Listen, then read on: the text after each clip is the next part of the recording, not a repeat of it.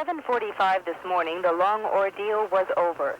28-year-old marathon swimmer Diana Nyad was pulled from the Gulf Stream after 42 hours.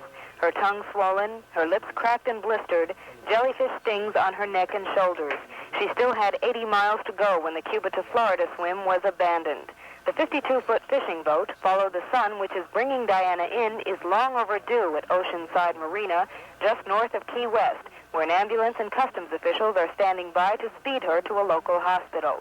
At mid-afternoon, the Miss J.C., an escort boat, arrived with Wendy Lawrence, one of Diana's trainers, on it.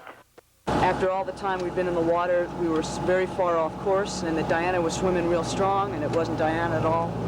But she was swimming strong, but we were way off course, so that even in the 20 hours that we estimated she'd have to go, because at that point it was 41 hours, 42 hours, that she'd still be 40, 50 miles away from shore, and it would be too far for her. There was no land in sight, and that she just wouldn't make it, not because of her own estimated strength, but because of natural problems with navigation and the engines and so forth.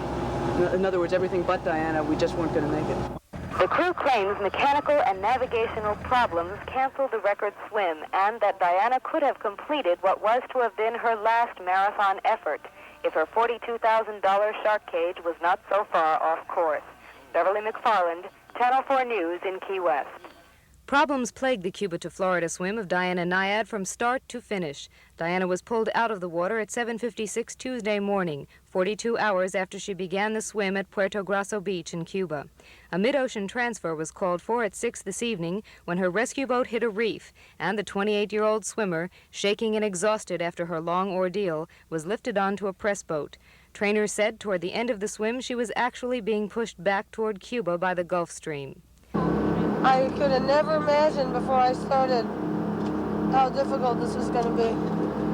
I mean, the first 14 hours were so rough. I was vomiting and I was losing all my strength, and I just never got a break. For 42 hours, it was rough every hour.